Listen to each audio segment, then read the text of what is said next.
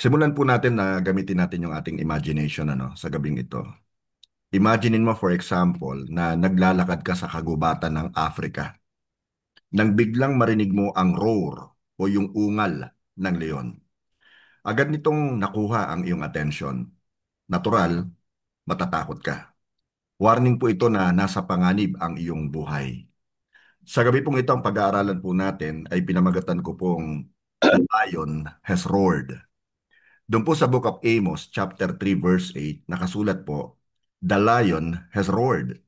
So who isn't frightened? The sovereign Lord has spoken. So who can refuse to proclaim His message? Ang ungal po ng kabanalan ng Diyos ay dumadagundong sa buong Book of Amos.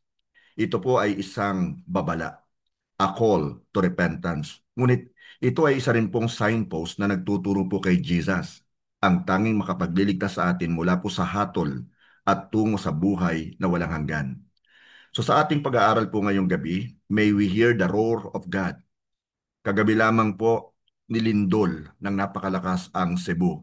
Sa ngayon yata nasa more than 69 na po ang namatay. At bukod sa lindol ay patuloy ang pagdating ng mga bagyo. Katatapos lamang po ng Opong, may padating na naman pong Paulo. Ngayon, may we hear God's roar. At ating tugunan po ito, not with fear, but with faith. So ang point number 1 po, recognize the reality of God's judgment. Ang Diyos, bagamat Diyos ng pag-ibig, ay Diyos din ng paghuhukom. At huhukuman niya ang tao.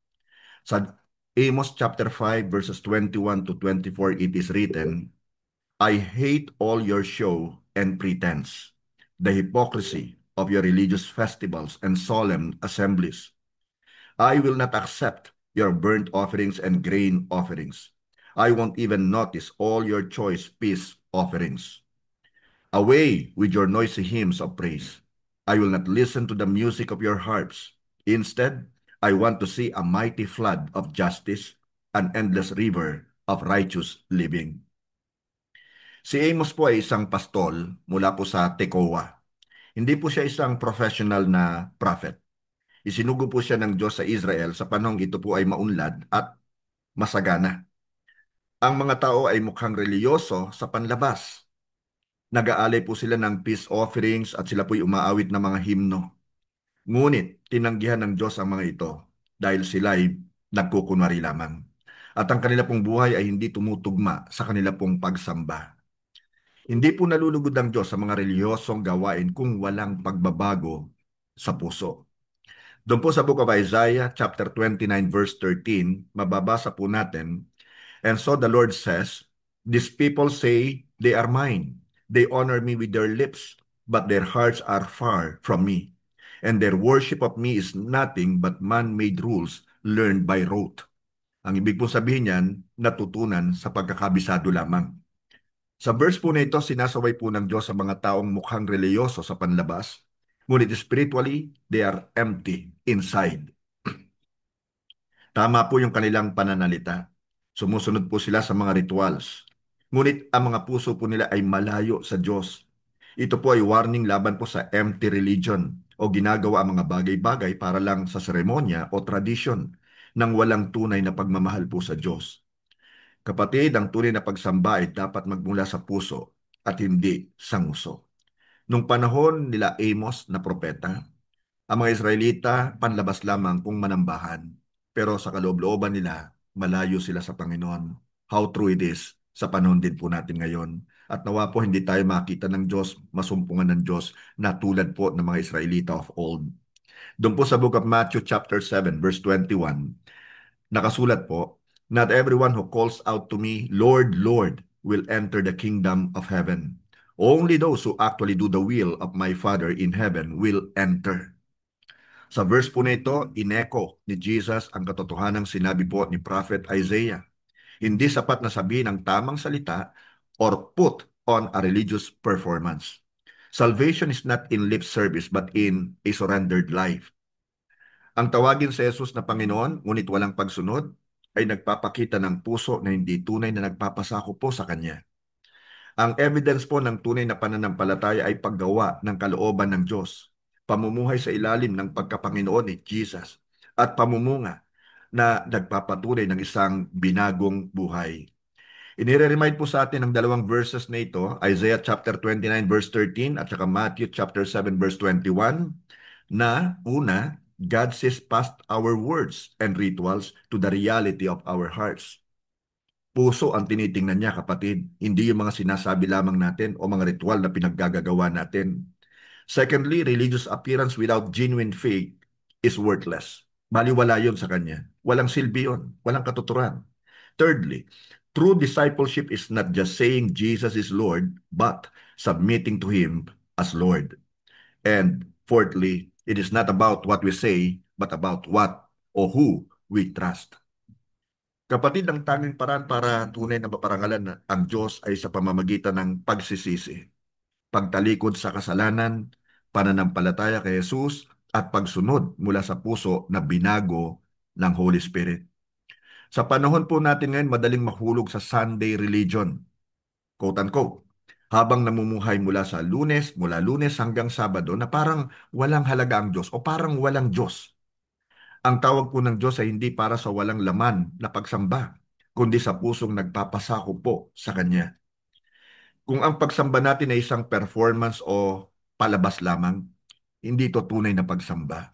Ito po ay isang palabas o pagpapakitang tao lamang.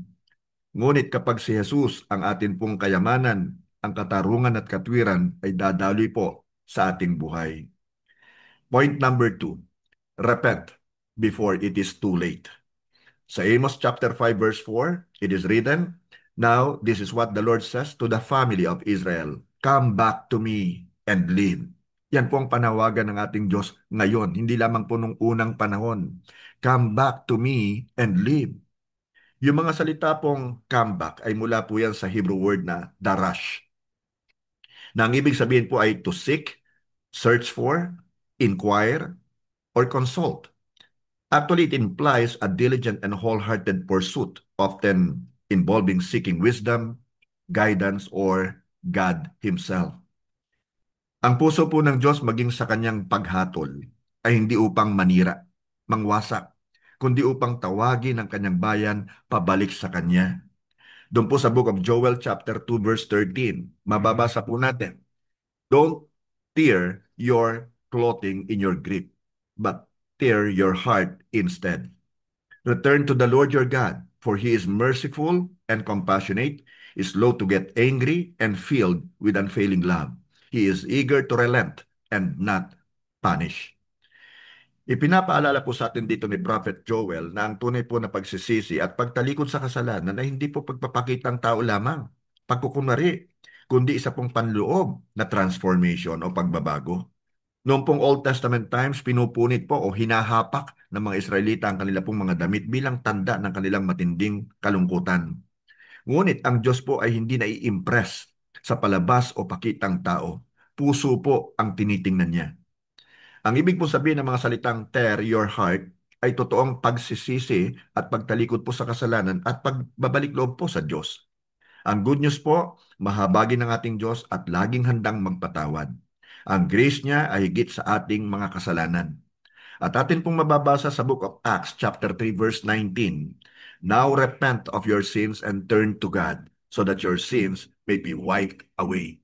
So napakahalaga po ng repentance. Kaya kung tayo po ay nasa pamumuhay pa rin na paggawa ng kasalanan at ito po yung sinasadya natin, we've got to repent. Because tomorrow may be too late. Ine-echo po ng sermon na ito ni Peter ang panawagan ni Prophet Joel. Ang tunay po na pagsisisi sa kasalanan ay hindi lamang po pagsasabi ng sorry. Ito po'y pagtalikod sa kasalanan at pagbabalik loob kay Kristo. At ang pangako po, kapag tinalikuran natin ang kasalanan, hindi lamang tinatakpan ng Diyos ang ating kasalanan, pinapawi niya po ito ng lubos. Sa pamamagitan po ng cross ni Jesus, nililinis niya ang ating buhay. Ito ang puso ng magandang balita, kapatawaran at bagong buhay kay Kristo. The prophet Joel calls us to hear or to tear our hearts, not our clothes. Ito po ang tunay na repentance. Ipinapakita naman po sa Book of Acts ang fulfillment ng repentance sa pamamagitan po ni Kristo, kung saan ang forgiveness ay complete at ang kasalanan ay Lubusan na nga pong pinawi. Ang pareho pong verses na ito ay nag-aanyaya po sa atin na tigilan ng umasa sa outward religion. Sa halip ay yakapin natin ang inward transformation sa pamamagitan po ni Jesus. Naalala ko po tuloy yung kwento patungkol sa isang bombero na nagsabi ng ganito: katahimikan ang pinaka nakakatakot na marinig sa isang nasusunog na building. Ano pong ibig niya sabihin? Hindi gumagana ang fire alarm bell. Kaya maraming mamamatay sa loob ng building. Hindi sila naalarma. Now, ang Book of Amos ang fire alarm bell ng Diyos. Winawarningan tayo sa apoy ng kanyang paghatol. At hindi natin dapat nasaing mangyari yun sa atin. Sinabi po ng late Charles Stanley, and I quote, God's plan for enlarging His kingdom is so simple. One person telling another about the Savior. Kapatid, let's reach one more soul for Jesus, one at a time. Ang repentance ay personal. Ngunit ito po'y laging humahantong sa pag-share ng pag-asa na nasumpungan natin kay Kristo. Kailangan nating ibahagi, i-share yung atin pong pananampalataya. Thirdly, third point, trust in the righteous Savior. Itinuturo po ng Book of Amos ang pag-asang kay Kristo lamang makikita. Atin pong basahin na nakasulat po sa Amos chapter 9 verse 11. In that day, I will restore the fallen house of David. Ulitin ko po yun ha.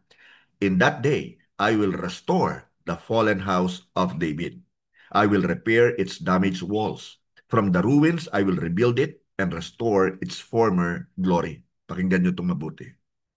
Ang fulfillment po ng prophecy na ito ay makikita natin kay Jesus, ang anak ni David. Bagamat humaharap po ang Israel sa judgment, ipinangako po ng Diyos ang restoration.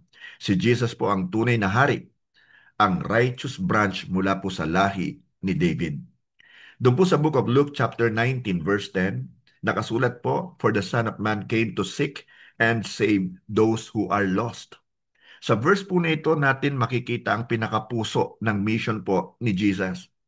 Hindi po siya naparito para lamang maging isang magaling na teacher o maging isang healer o maging isang miracle worker. Bagamat siya po ang lahat ng mga ito.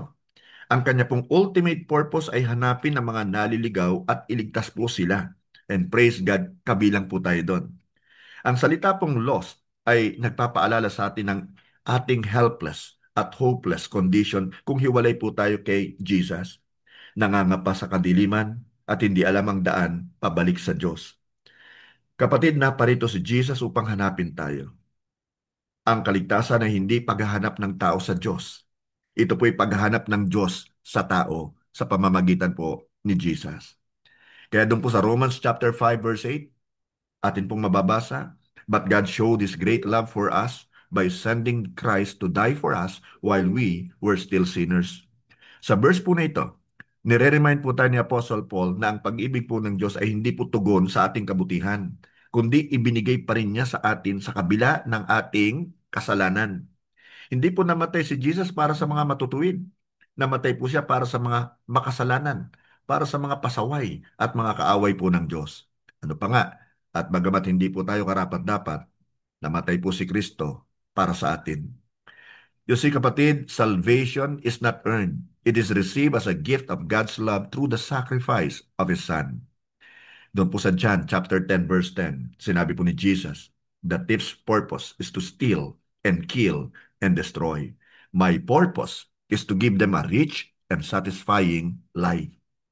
Dito po sa verse na ito, pinakita po ni Jesus ang kanyang kaibahan kay Satanas, ang kaaway po ng ating kaluluwa, whereas si Jesus ang lover of our soul. Gusto po ni Satanas na nakawin ang ating joy, nakawin ang ating peace, at ang ating eternal hope.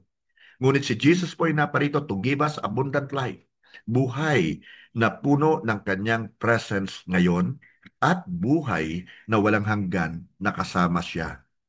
Ang abundant life mo na ito ay hindi nasusukat sa dami ng ari-arian o tagumpay natin, kundi sa malalim at satisfying reality na makilala po ang Diyos, walking in His love and being secure sa Kanya pong salvation. Now, ang salita pong restore, doon po sa Amos chapter 9 verse 11 ay mula po sa Hebrew word na kum. Nang ibig naman pong sabihin ay to raise up, to establish. So, kung paanong ni-raise up ng Diyos ang House of David mula sa gumuhong pader, ni-raise up niya si Kristo mula sa kamatayan, securing eternal restoration para sa lahat po ng sasampalataya sa Kanya. Naalala ko po yung Japanese art na kintsugi. Actually, na-share ko na po ito before. Now, imagine mo itong art na ito ng Japan, ano? Kung saan ang isang basag na palayok ay muling binubuo sa pamamagitan ng ginto. Yes, hindi po naitago ang mga cracks, ngunit napaganda ang mga ito. Kay Kristo po, hindi binabaliwala ng Diyos ang ating brokenness. Nire-restore niya tayo at binubuo para sa kanyang kaluwalhatian. Ang roar o ungal po ng leon sa Book of Amos ay nagre-remind po sa atin na ang kasalanan ay seryoso. Hindi ito biro. Hahatulan po ito ng Diyos.